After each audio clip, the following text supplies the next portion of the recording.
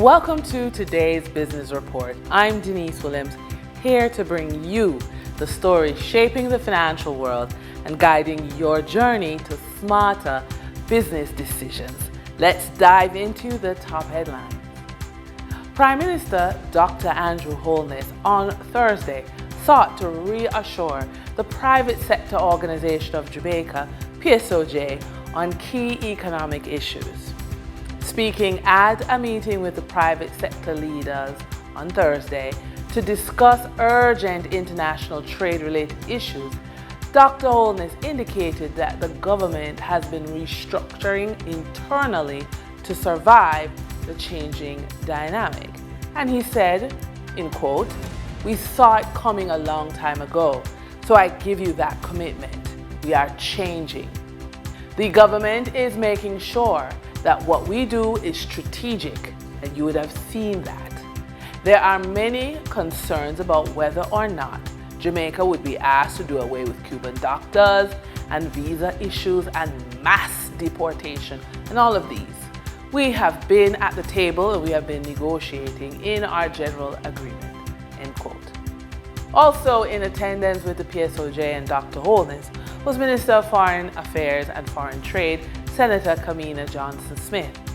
Senator Johnson-Smith indicated that other matters discussed during the meeting included Jamaica's geostrategic positioning, issues related to the new tariffs that have been imposed, and other changes which have been occurring globally. Energy, plans in respect to reducing bureaucracy and improving productivity, which are critical pillars to Jamaica's growth agenda, as well as diversification of market access and leveraging the access that already exists but is underutilized. Global credit rating agency Fitch Ratings has affirmed National Commercial Bank Jamaica Limited long-term issuer default rating at BB- with a positive outlook. One of the determining factors for the positive credit rating was that NCB retained its position as Jamaica's largest and most systemically important bank, with 37% of market share by assets and 32% of deposits by year-end 2024. Quote, "This rating is a strong endorsement of the resilience of our institution and the clarity of our strategic direction," said Bruce Bowen, CEO of NCB. He continues, "It reflects the confidence of regulators, investors, and customers in our ability to grow responsibly while safeguarding Jamaica's financial system. We remain focused on disciplined risk management, innovation, and sustainable value creation for all stakeholders." For the trading period ending April 24, 2025, these were the most actively traded stocks. Investment house Sagicor Select Funds Limited Financial with 2,853,219 units traded, representing 17.09% of market sales volume. Toll road operator Trans Jamaica Highway Limited with 2,833,361 units traded, representing 16.98% of market sales volume. Online education provider One-on-One Educational Services Limited with 2,303,559 units traded, representing 13.8% of market sales volume. We now shift our focus to the Forex market rates set by the Bank of Jamaica.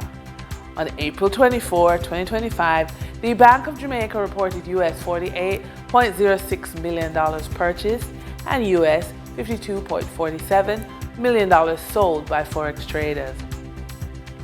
Forex traders earned $1.58 per dollar, selling the US at $158.92 and buying the US at $157.77.